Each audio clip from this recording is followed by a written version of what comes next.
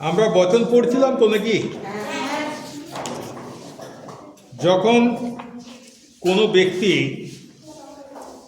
বা বস্তুর সংখ্যা একটি মাত্র হয় তখন আমরা এক বচন বলি।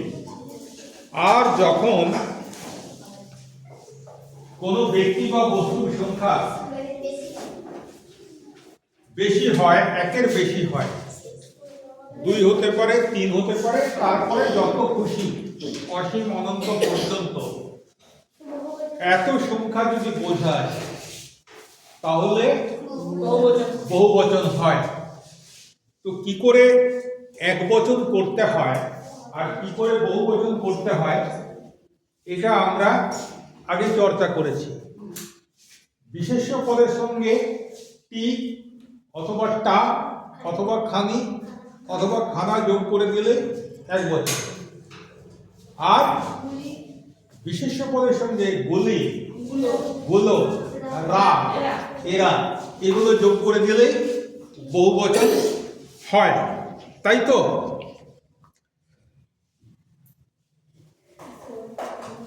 আবার এটাও বলেছিলাম যে বিশেষ্যের পরে তো যোগ করছি,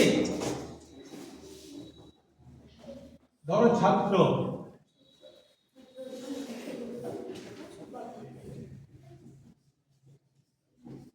ছাত্রগুলি বা ছাত্ররা বা ছাত্রীরা, হ্যাঁ এটা একসঙ্গে মিশে থাকবে। হ্যাঁ, একসঙ্গে মিশে থাকবে। আমি শুধুমাত্র তোমাদেরকে দেখানোর জন্য আলাদা বলছি। এই দিকে না দিয়ে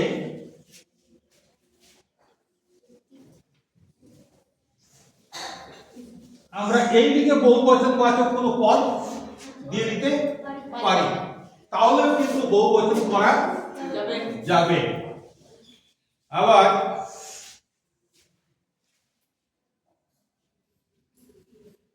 ছাত্রটি, এর পরিবর্তে এই টির পরিবর্তে যদি এখানে একটি দিয়ে দিই তাহলেও এক বচন করা যাবে। কিন্তু কখনোই এদিকে আর এদিকে দুদিকে বসানো যাবে না। যেমন ধরো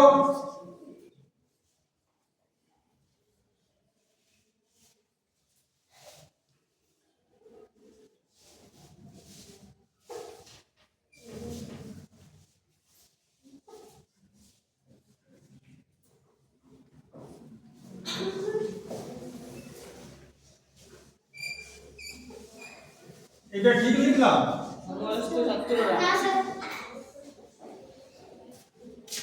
হয় ছাত্রছাত্রীরা আর না হলে সমস্ত ছাত্রছাত্রী। মানে এদিকেও বহুবচন বাচক কোনো কিছু নির্দেশক, এদিকেও বহুবচন বাচক পদ হবে না, যে কোনো একদিকে আমাদেরকে করতে হবে। এটা তো বোঝা গেছে। এরপরে আজকে আমরা এই বিষয়েরই আরো দু একটা জিনিস আমরা জানব।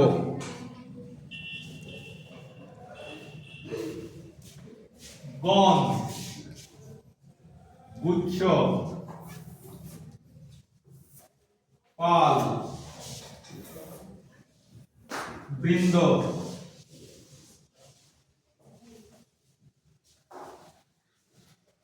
মহল,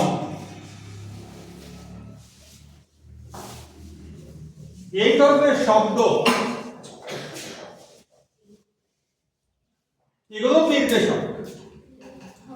এগুলো কোনো বিশেষ্য পদের পরে যোগ করে বহুবচন করা যায়। যেমন ধরো ছাত্রগণ, ছাত্রগণ মানে কটি ছাত্র? অনেকগুলি। এখন এখানে যতজন বসে আছো সবাই, আমি যদি বলি হে ছাত্রগণ মন দিয়ে শোনো, তার মানে সবাইকেই বলা হচ্ছে, তার মানে বহুবচন। গুচ্ছ, গুচ্ছ, গুচ্ছ, গুচ্ছ, গুচ্ছ, এক গুচ্ছ, একটা এক বচন। যখনই করে দেবো এক গুচ্ছ, তার মানে বোঝা যাবে অনেকগুলো, তার মানে এটা হচ্ছে বহু বচন। আচ্ছা, তারপরে ধরো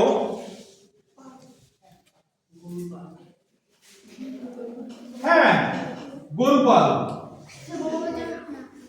গরুপাল মানে একটি গরু না অনেকগুলি গরু? অনেকগুলি গরু। ভক্ত, ভক্ত জানি তো আমরা ভগবানের যারা ভগবানকে যারা ভক্তি করে ভক্ত।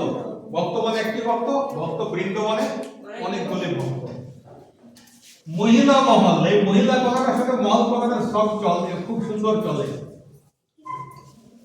মহিলা মহল মানে মহিলাদের আসন, ঠিক আছে? তার মানে কতগুলো? একগুলো মহিলা না অনেকগুলো? অনেকগুলো মহিলাকে বোঝানো হয়। তাহলে এভাবেও আমরা বহুবচন করতে পারি।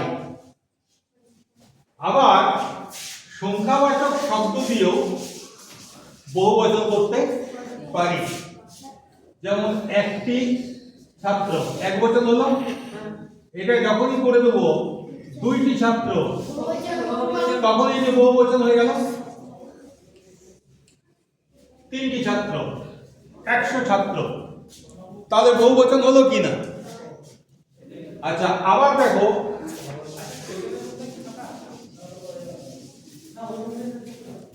অনেক,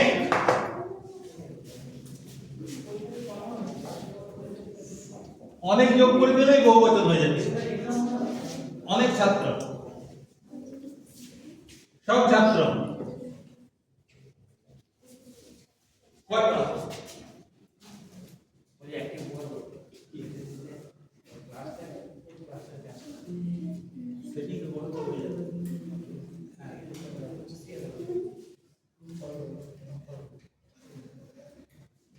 তো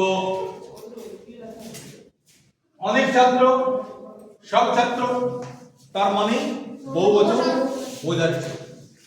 আবার দেখো আমি নতুন কিছু যোগ করব না, ওই শব্দটাকে দুবার করে দেব, ঠিক আছে?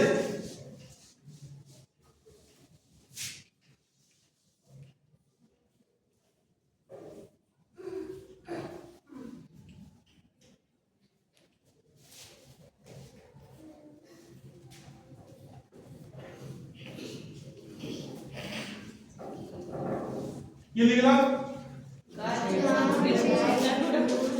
কটি গাছে বোঝা যাচ্ছে? একটি গাছে।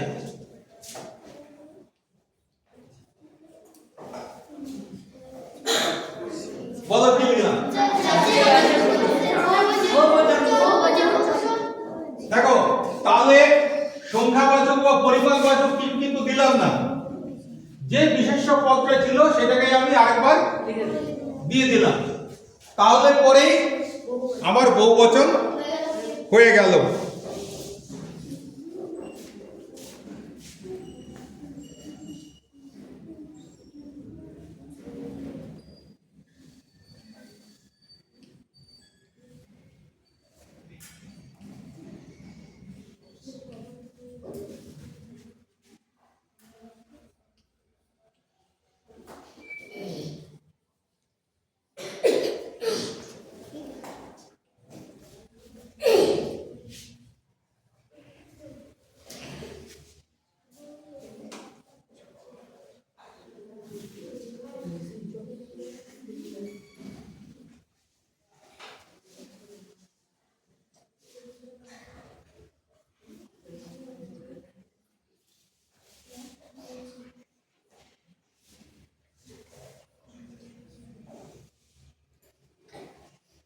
দুটো বাক্য পড়ো, এটা বাদ দাও।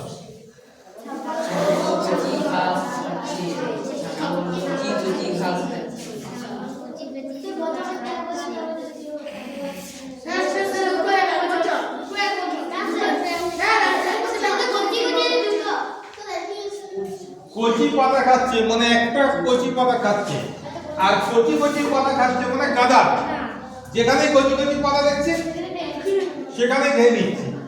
তাহলে এইভাবে একই শব্দকে দুবার উচ্চারণ করেও আমরা বহুবচন করতে পারি।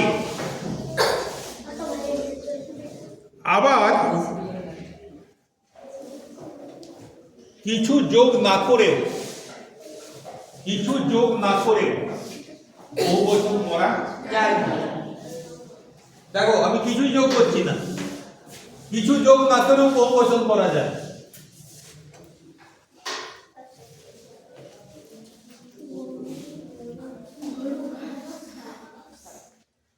বলো গরু ঘাস খায়, দেখতে এক বচন লাগছে তাই তো। আচ্ছা গরু ঘাস খায় মানে কি একটা গরু ঘাস খায়? যে কোনো গরুই ঘাস খায়, তাহলে এটা এক বচন দেখতে হলেও এর মধ্যে বহু বচনের রূপটা আছে, মানে এটাকে আমরা বহু বচন অর্থে ব্যবহার করতে পারি। ঠিক আছে, কিছু যোগ করলাম না কিন্তু তবু বহুবচন অর্থে ব্যবহার করি। যেমন ধরো মানুষ মরণশীল, মানে মানুষকে মরতেই হবে। মানুষ মরণশীল মানে কি একটা মানুষ মরণশীল? সব মানুষকেই বোঝাচ্ছে, তাহলে এটাও এক অর্থে বহুবচন আমরা বলতে পারি। কোনো সমস্যা আছে?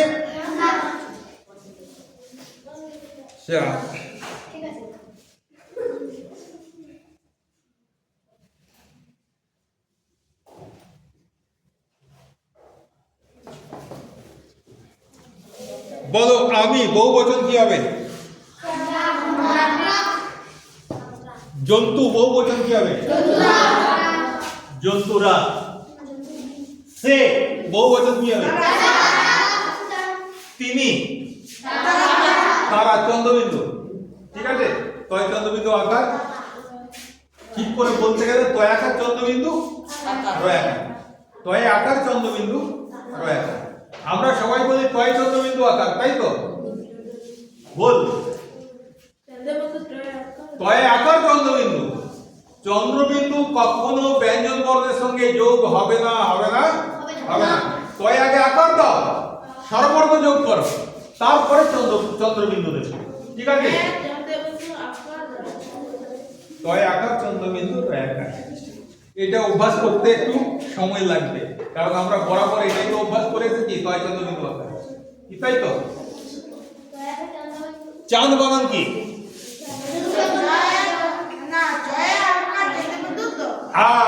আমরা বলি জয় চন্দ্রবিন্দু আকার দ, কিন্তু আসলে হচ্ছে জয় আকার চন্দ্রবিন্দু দ।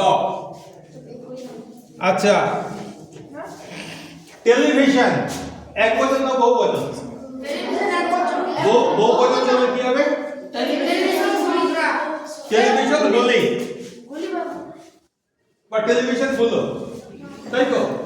টেলিভিশন রা তো হবে না, কারণ কি রা বা এরা বলেছি যাদের প্রাণ আছে তারা, তাদের ক্ষেত্রে ব্যবহার হবে। হ্যাঁ, আচ্ছা এবার বলো আমার বহুবচন কি হবে? আমার, এটা আমার চক, আমাদের, আমার আমাদের। আচ্ছা মা বহুবচন কি হবে? মায়েরা।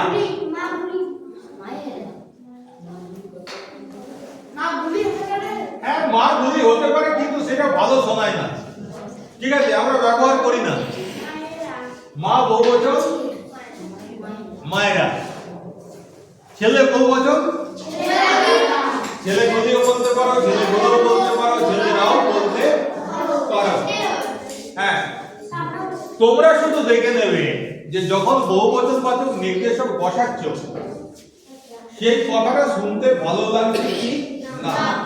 যদি ভালো লাগে সেটা বসাবে, যদি ভালো না লাগে তার পরিবর্তে তার যে ধরো গুলি গুলো রা এরা গুলি বসালাম, শুনতে ভালো লাগছে না, আমি গুলো বসিয়ে দেখবো, শুনতে ভালো লাগছে না, তখন এরা বসিয়ে দেখবো, হয়তো শুনতে ভালো লাগবে, তখন আমি এরাটাই বসাবো। ঠিক আছে, আমার ভাষার মধ্যে যেন সৌন্দর্য থাকে, লোকে যেন আমার কথাটা শুনতে আগ্রহ বোধ করে। তাই ব্যাকরণে অনেক নিয়ম থাকবে, বিকল্পে অনেক নিয়ম, এটা করতে পারো অথবা ওটা করতে পারো অথবা ওটা করতে পারো, কিন্তু আমরা কোনটা বাছবো? যেটা যেটা ব্যবহার করলে আমাদের ভাষাটা সুন্দর হবে, আমার কথা শুনতে লোকে আগ্রহ প্রকাশ করবে। আচ্ছা, বন্ধু বহুবচন কি হবে? হ্যাঁ, বন্ধুরা, কোনো অসুবিধা নেই। হ্যাঁ, বন্ধু বললেই করতে পারবো। তাহলে বচন আমাদের শেষ হয়ে গেল। তাহলে পিছন দিক থেকে আমরা শুরু করেছি, পুরুষটা শেষে ছিল, পুরুষ আগে করেছি, তারপরে বচন, মানে তার আগে বচনটা ছিল, আমরা বচনটা তার পরে করেছি। এরপরে আমরা যেটা করব সেটা হচ্ছে লিঙ্গ।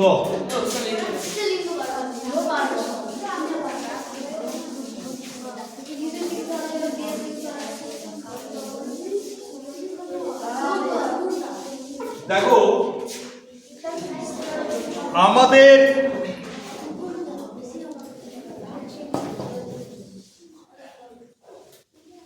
সংস্কৃত ভাষার সঙ্গে আমাদের ভাষার অনেক সাদৃশ্য আছে, মানে মিল আছে, আবার অনেক জায়গায় মিল নেই।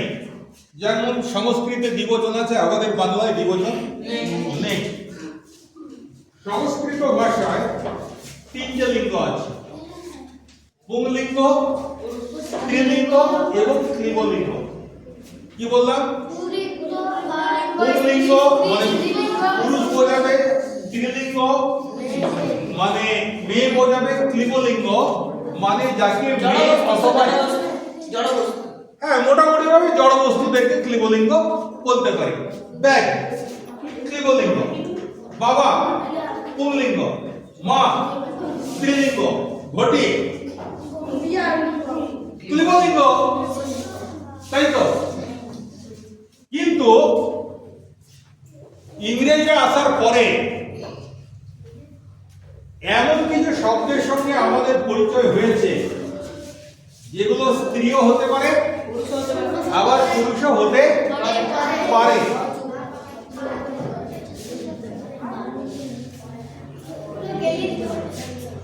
স্ত্রীও হতে পারে, পুরুষও হতে পারে।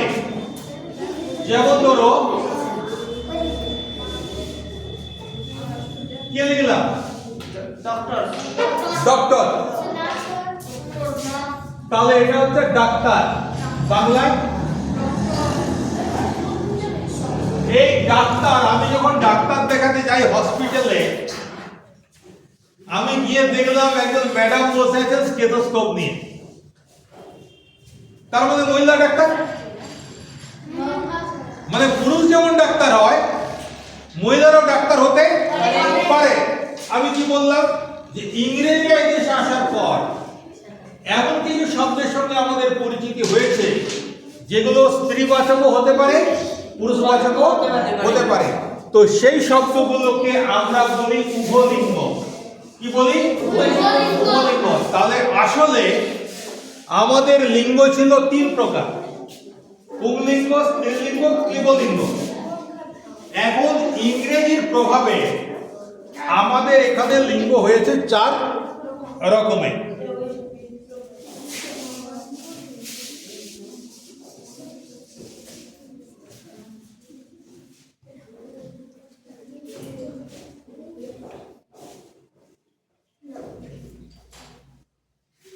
লিঙ্গ মানে হচ্ছে চিহ্ন, ঠিক আছে? তো লিঙ্গ হচ্ছে কি, যে চিহ্ন দেখে আমি বুঝতে পারি শব্দটা পুংলিঙ্গ মানে পুরুষ প্রকৃতির বটে নাকি মহিলা প্রকৃতির বটে, তো সেই চিহ্নকে বলা হয় লিঙ্গ। আসলে সংস্কৃত ভাষায়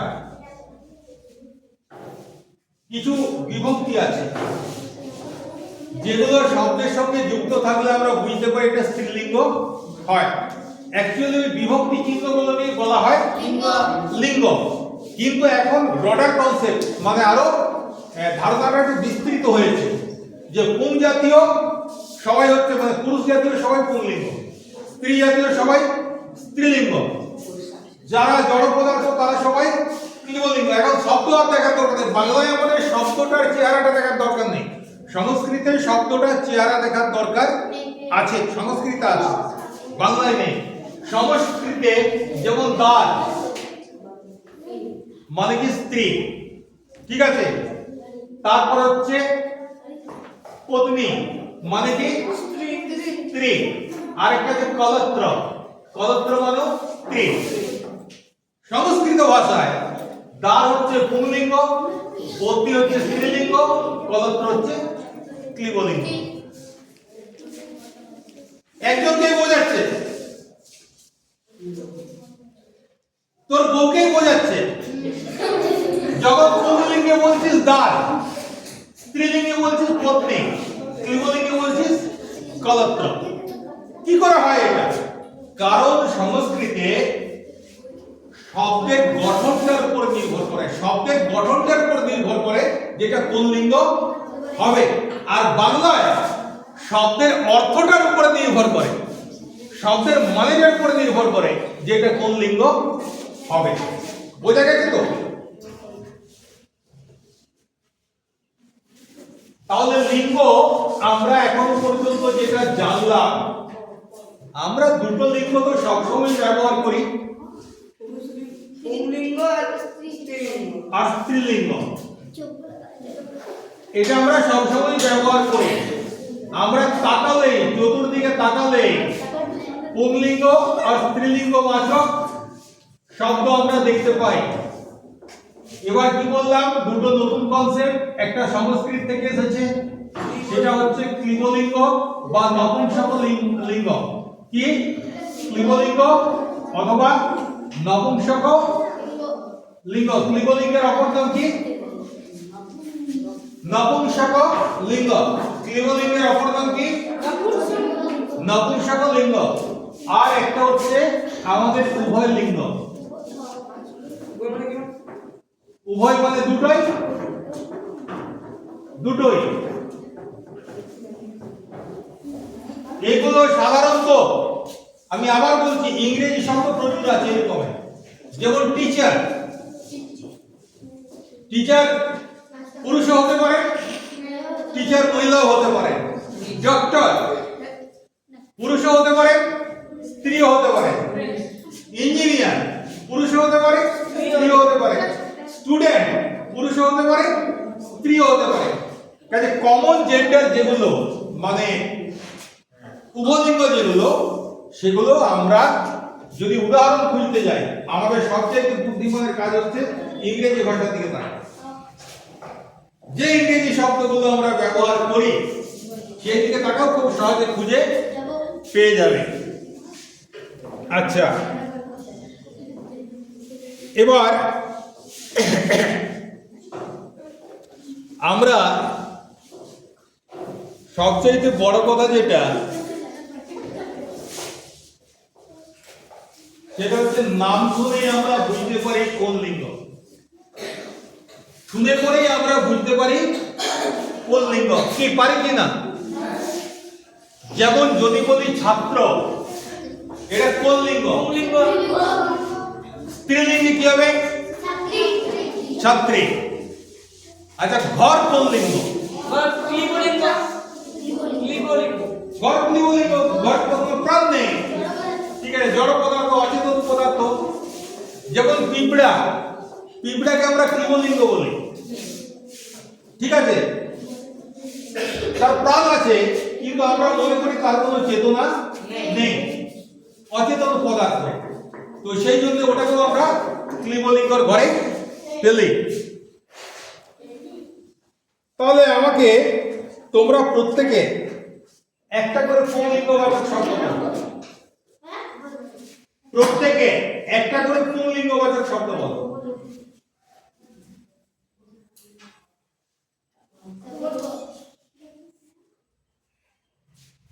বাবা, বাবা, দাদা, পুংলিঙ্গবাচক। কাকা, জেঠা,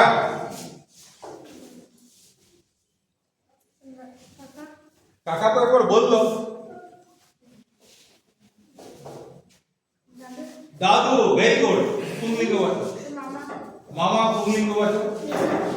মেসো, মেসো পুংলিঙ্গবাচক। ছাত্র পুংলিঙ্গবাচক। আমি আমি পুংলিঙ্গবাচক নয়, আমি উভয় লিঙ্গ। হ্যাঁ স্যার বলো ভাই হ্যাঁ বলেনি আমি তো উভয় লিঙ্গ, কারণ মেয়েরাও নিজেদেরকে বলবে আমি, ছেলেরাও নিজেদেরকে বলে আমি। তাহলে কি হলো? পুংলিঙ্গবাচক কি হলো? ভাই ভাই। হ্যাঁ মেসো হয়ে গেছে একবার। হ্যাঁ পিসা মশাই হবে।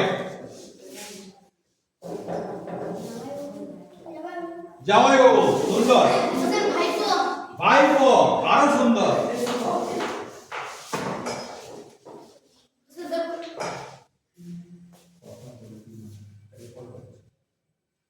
বল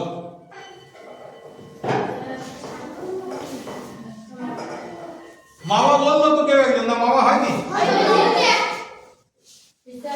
পিসা মশাই হয়ে গেছে। হ্যাঁ ছেলে। আচ্ছা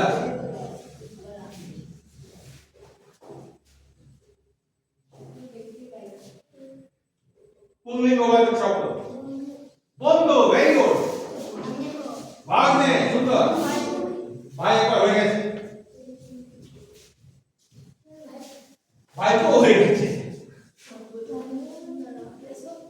মেজো হয়ে গেছে। ঠিক আছে, এবার স্ত্রীলিঙ্গবাচক শব্দ বলবো আমরা। বলো স্ত্রীলিঙ্গবাচক শব্দ। মা, দিদি, বলো স্ত্রীলিঙ্গবাচক শব্দ। কাকিমা, জেঠিমা, মামি, বুনু, বড় মা, ভাগ্নি, মাসি, কাকিমা, পিসি পিসিমা। হ্যাঁ পিসি, বান্ধবী সুন্দর।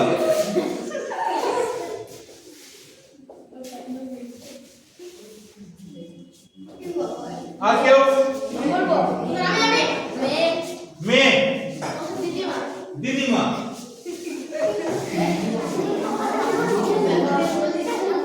ঠাকুমা, ভাগ্নি, মাসি, হ্যাঁ বৌদি। তাহলে হয়ে গেল পুংলিঙ্গ। আচ্ছা ক্লিবলিঙ্গ। ক্লিবলিঙ্গ আমরা মূলত যেগুলো অচেতন পদার্থ সেগুলোকেই বলবো। ঠিক আছে, ক্লিবলিঙ্গ আমি একটা উদাহরণ দিয়ে দিচ্ছি। চেয়ার। সবাই বলবে না, প্রত্যেককে একটা করে উদাহরণ দিতে বলবো। বলো table, bench, mobile, fan. Table হয়ে গেছে, চেয়ার আপনি বলেছি, ব্যাগ, ঘর, গাড়ি, পেন্সিল, বই, জানালা, চক, দরজা, ডাস্টার, ঘন্টা, কলম, ট্রেন, ব্ল্যাকবোর্ড, চক একবার হয়ে গেছে, চশমা, ডাস্টবিন। দেখো তাহলে আমরা পুংলিঙ্গ, স্ত্রীলিঙ্গ, ক্লিবলিঙ্গ সব ভালো করে জানতে পারলাম। টিচার শব্দটা ইংরেজিতে উভলিঙ্গ, কিন্তু বাংলায় টিচারকে দুভাগে ভাগ করা যায়। আমরা বলি পুরুষ টিচারদেরকে বলি শিক্ষক, আর স্ত্রী টিচারদেরকে বলি শিক্ষিকা। তাহলে টিচার শব্দটা ইংরেজিতে উভলিঙ্গ হলেও বাংলায় এর দুটো লিঙ্গ হয়। পুংলিঙ্গবাচক টিচারকে পুরুষ টিচার পুংলিঙ্গ, সে হচ্ছে শিক্ষক, আর স্ত্রীলিঙ্গবাচক টিচারকে হচ্ছে শিক্ষিকা। সেরকম তোমরা একটু আগে বললে স্টুডেন্ট, ইংরেজিতে উভয় লিঙ্গ, কিন্তু বাংলায় ছাত্র পুংলিঙ্গ, ছাত্রী স্ত্রীলিঙ্গ। কারো কোনো প্রশ্ন আছে? বোঝায় কোনো সমস্যা আছে? আমি এখন প্রশ্ন ধরলে বলতে পারবে? সুন্দর, ঠিক আছে।